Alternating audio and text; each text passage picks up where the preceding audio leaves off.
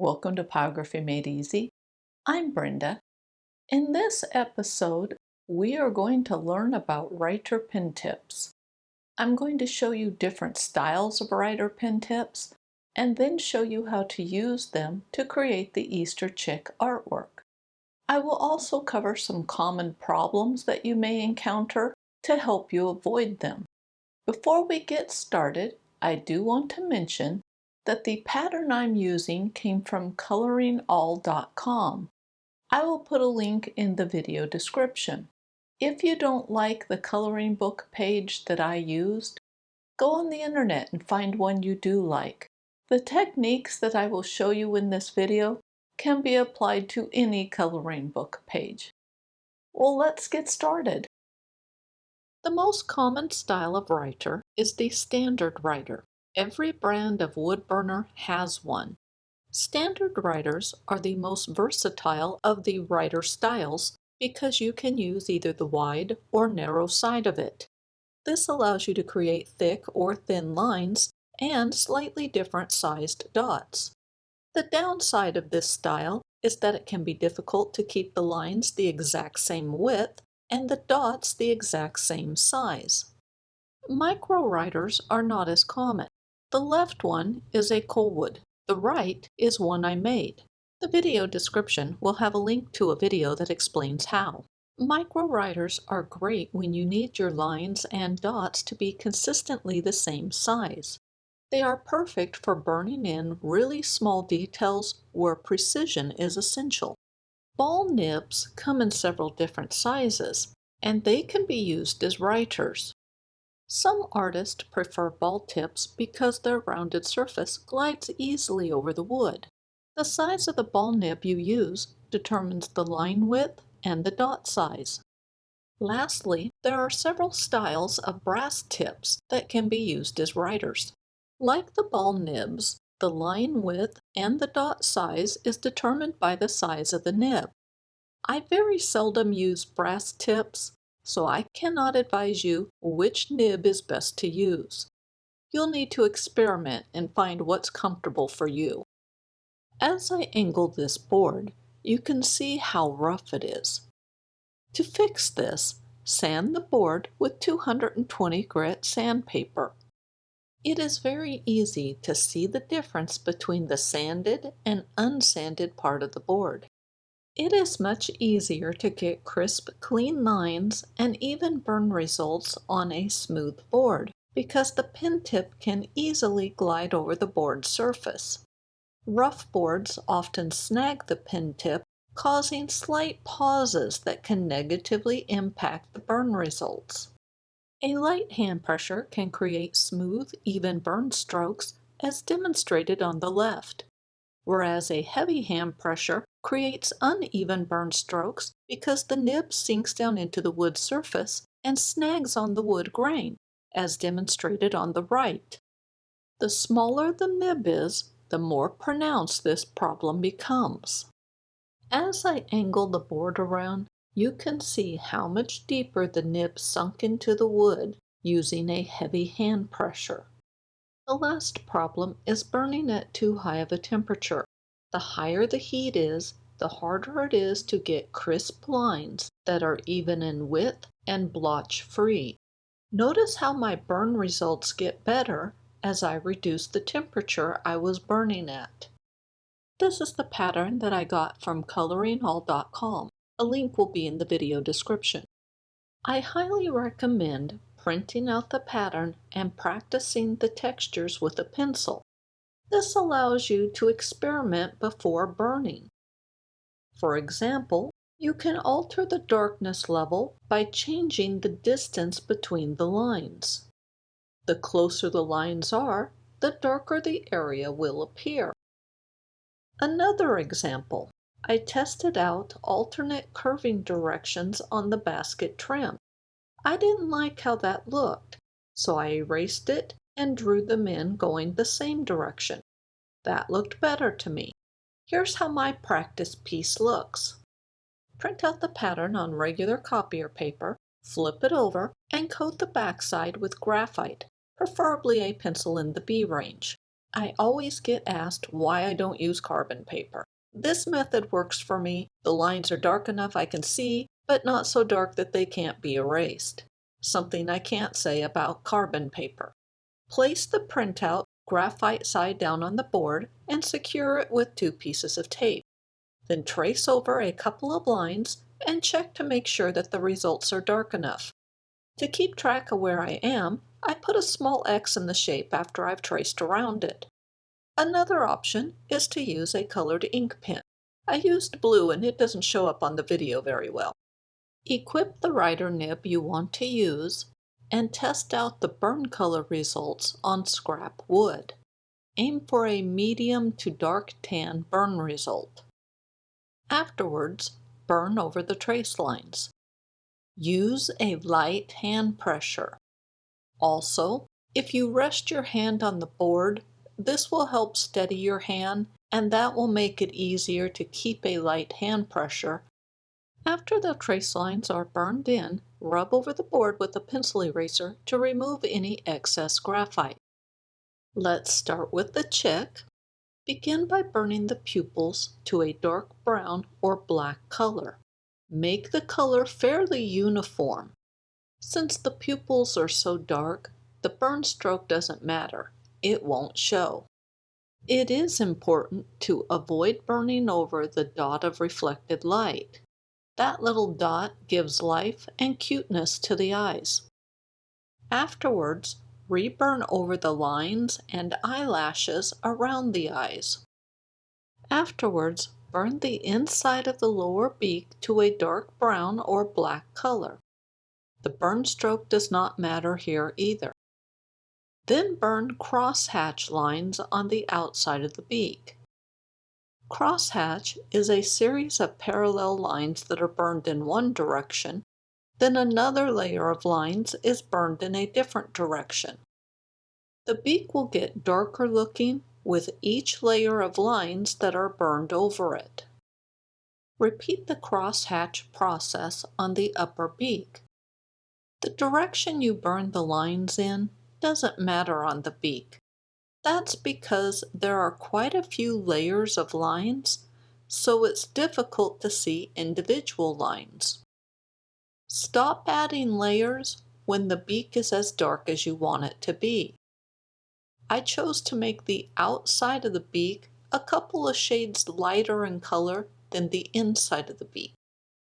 With the upper beak, I added a layer of open circular motion over its surface, and then I reburned a tighter or more closed circular motion along the bottom and back edges of it.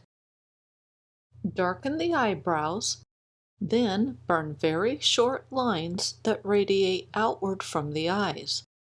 Make sure your burner is set to get a medium to dark tan burn result. Make sure you are using a light hand pressure as you burn. This is something that I can't emphasize enough.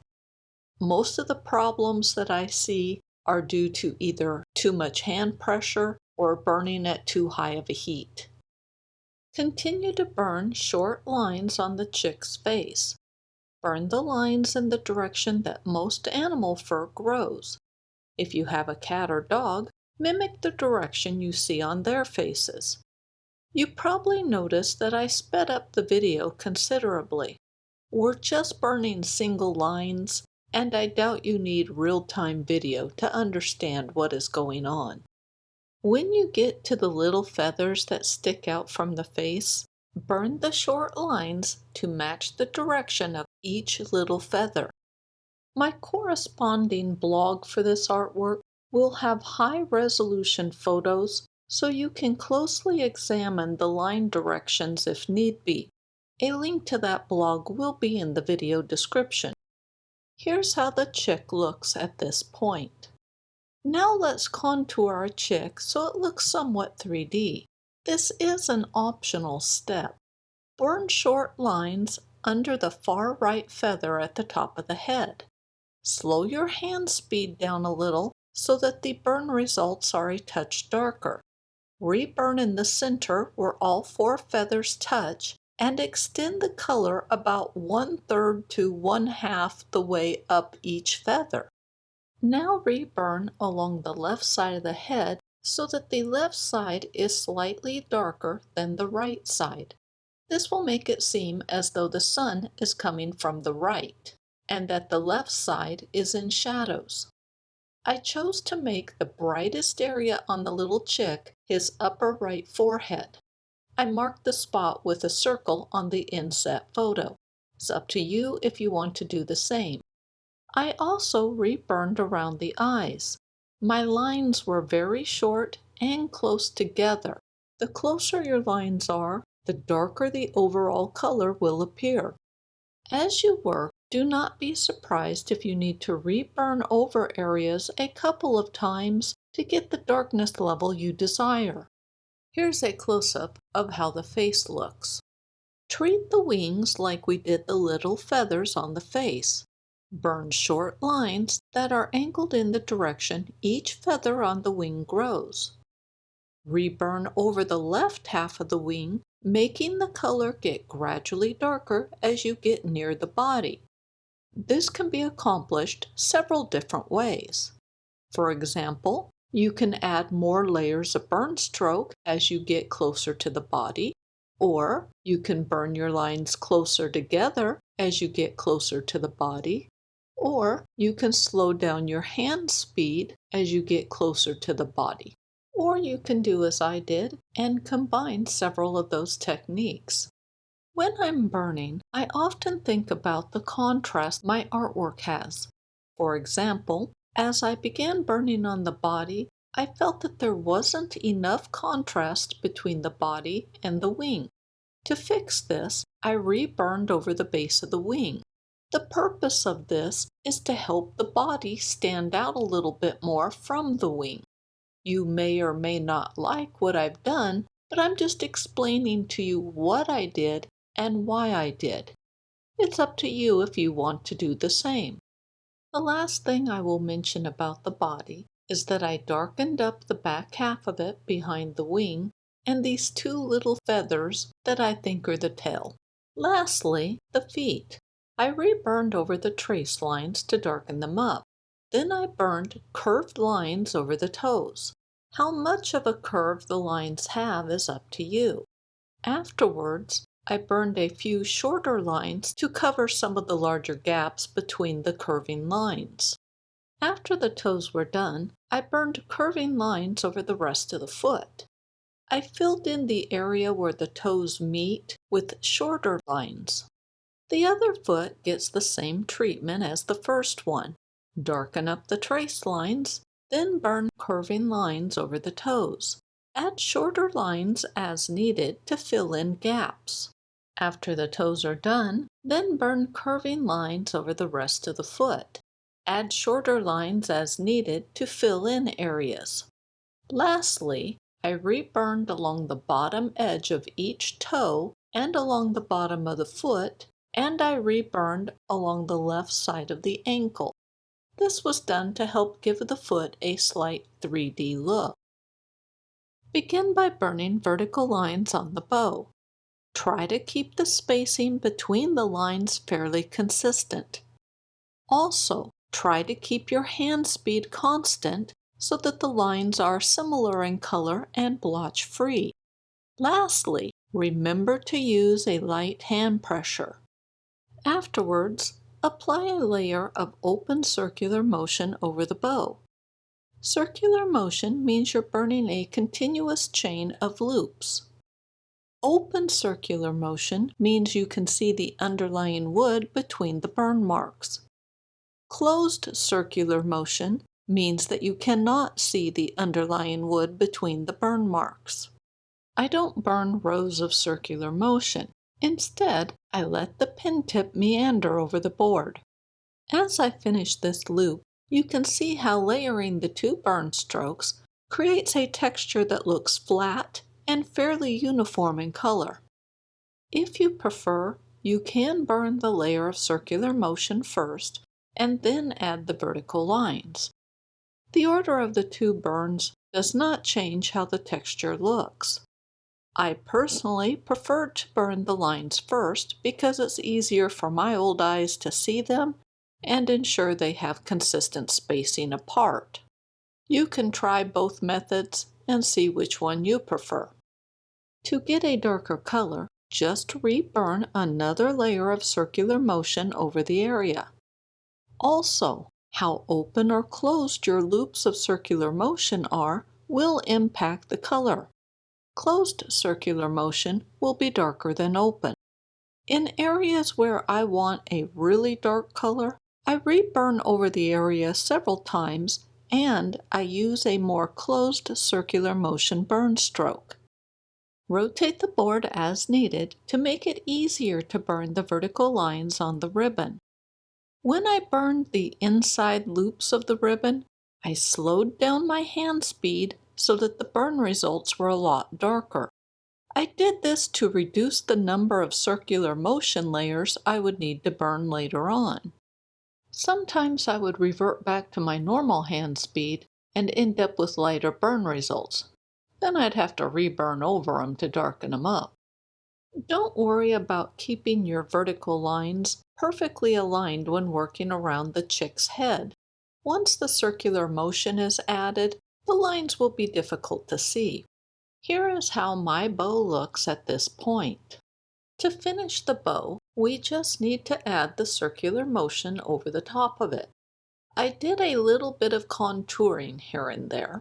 For example, I added cast shadows under the bottom loops on the bow. This helps the loops and the tail stand out from each other, and it adds a touch of realism. Now I will admit that looking at the inset photo, my bow tails are a touch too dark, especially the right one. The left one is okay because it frames the top of the chick's head, providing needed contrast. I don't have anything further to say about the bow. All I am doing is burning circular motion and reburning more layers of circular motion where needed. So I'm going to end the chapter on the bow and move on to the next chapter. Here's how the artwork looks so far. Burn slightly curving lines on the basket handle. Burn each section of the handle separately, as this will help convey the twisted look it has. Add shorter lines if needed to fill in any large gaps. Then lightly reburn over the left half of each section to create a subtle contouring shadow. Speaking of light, this is a reminder to use a light hand pressure. I reburned over the left 1/4 of each section using circular motion to further darken the contouring shadows. If you look at the inset photo, you can see that I considerably darkened up the lower left corner of each section. This was done to help give the handle a more 3D appearance. Lastly, I added a couple of darker lines here and there on each segment. This provided a little tonal variety and gave a slight rustic look to the handle. An arrow was pointing to one such line. Burn the basket trim using the same steps that were used on the handle. Burn each section individually. Fill the sections with curved lines. Fill the sections with curved lines. Reburn over the left side of each section to give it a 3D look. Add a couple of darker lines here and there for added texture. There is one additional step with the trim, and that is to darken up the lower portion of each section. This is done for the same reason that the left side is darkened up, to give the section a 3D appearance. When you darken up the left side and the bottom of each section, you can use the circular motion burn stroke, or burn more lines, or do both. It's completely up to you. As you are working on the trim, I would recommend keeping the tonal value of the trim several shades lighter in color than the chick's feet. This will ensure that the chick's feet stand out. Lastly, burn the bottom trim using the same steps that you did for the upper trim. Here's how the artwork looks so far. Burn vertical lines on each rectangle of the basket side. How close together you burn the lines impacts how dark the section is. With the top rectangle, I increased the gap size between the lines when I approached the center of it. With the bottom rectangle, I kept the gap size the same, and you can see how it changes the overall color. After the first layer is done, then add a second layer. But we're doing this in crosshatch, so the second layer needs to be in a different direction. As I burned the second layer, I repeated the gap difference that I used on the first layer. Again, the top rectangle has increased gap size near the center, and the bottom doesn't. Burn a third layer of lines. This layer of lines needs to be burned in a different direction than the first two layers. It may be helpful to rotate the board so that it's easier to burn this third layer of lines. Here's a comparison of how the two slightly different techniques looked after 3 layers. Since it is easy to add lines and not easy to remove them, I'm filling in the gaps on the top rectangle so that it matches the bottom one. Then I burned a dark line around each rectangle to help each rectangle stand out. Now fill the remaining rectangles on the basket side with crosshatch. If you prefer, you can burn all of the lines in the first layer before changing directions and adding the second and third layers. Here's how the basket looks at this point. I'm not happy with it. I would like there to be a substantial color difference between the basket trim and the sides. To fix this, I just burned more layers of lines until it became as dark as I desired. Afterwards, I added a few darker lines here and there to give it that slightly rustic look. Lastly, I darkened up the lines between the rectangles. Here's how the artwork looks at this point.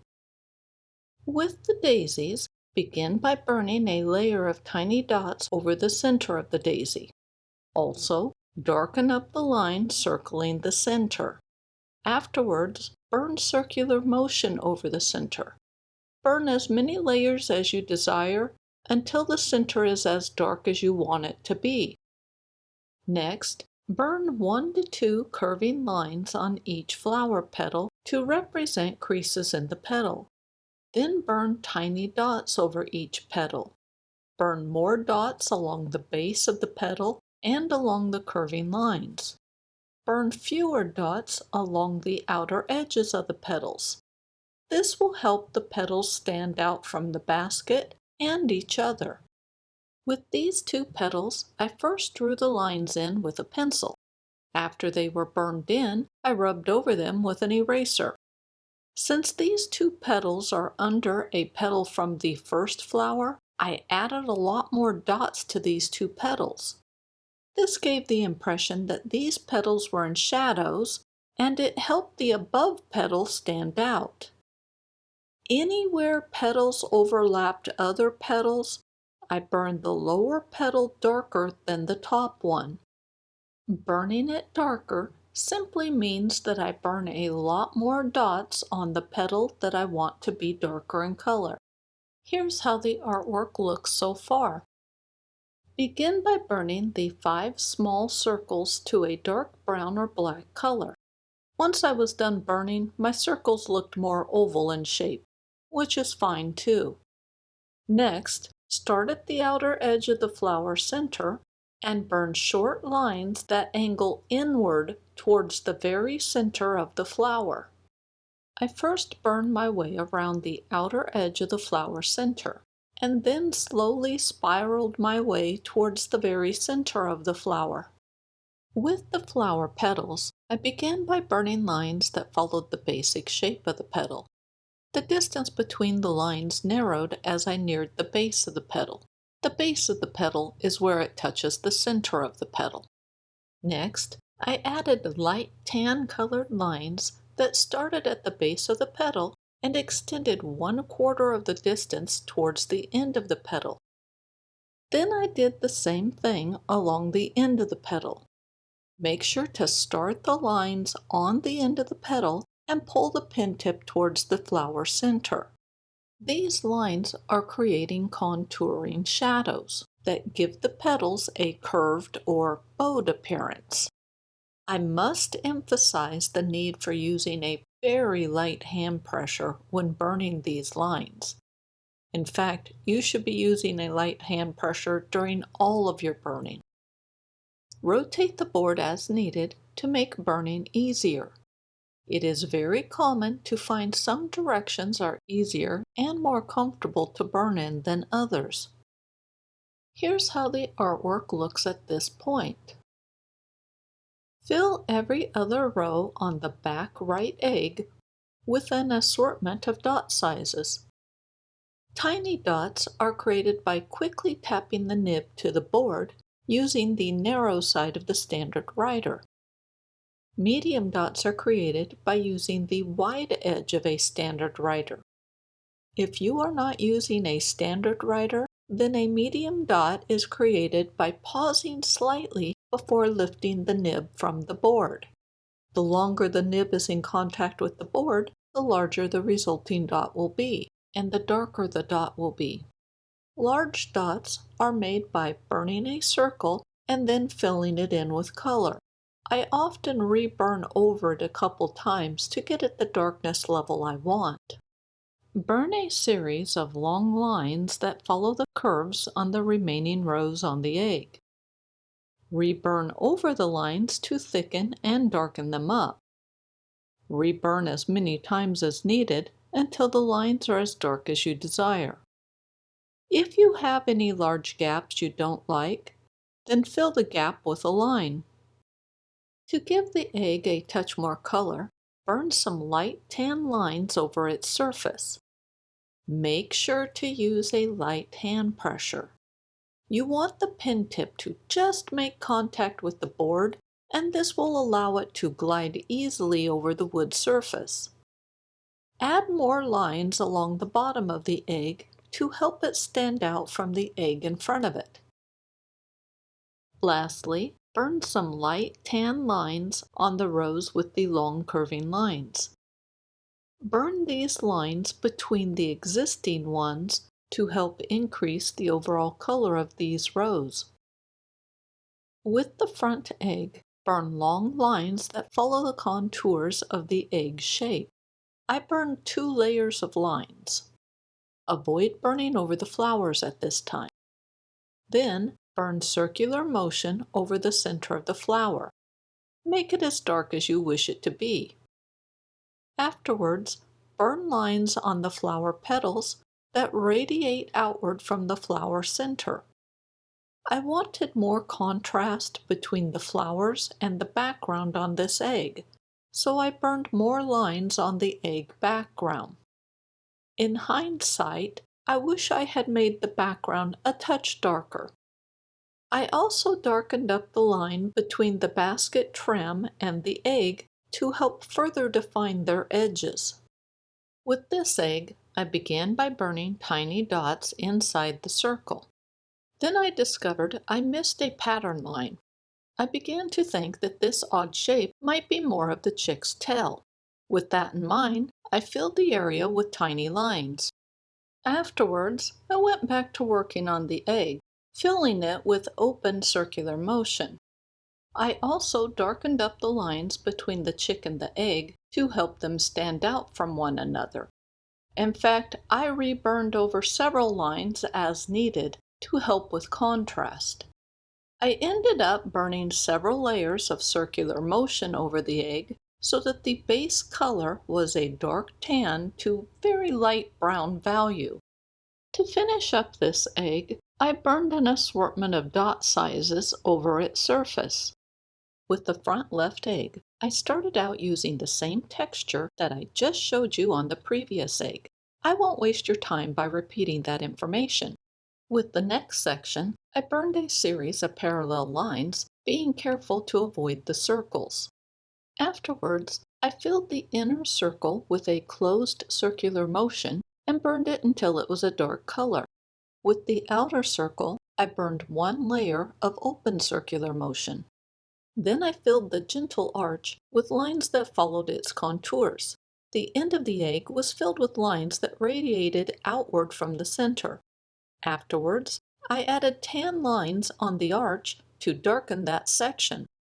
Lastly, I burned an assortment of dot sizes on the last section. Basically, this egg is a combination of the textures on the first and third egg.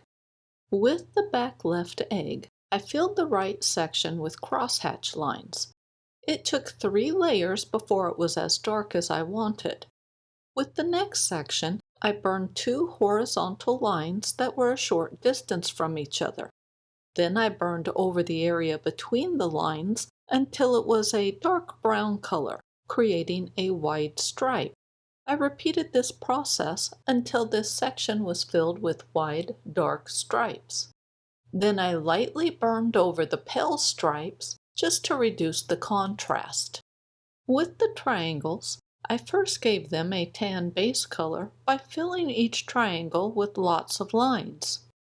Then I added some dark lines that radiated outward from the middle of the triangle base.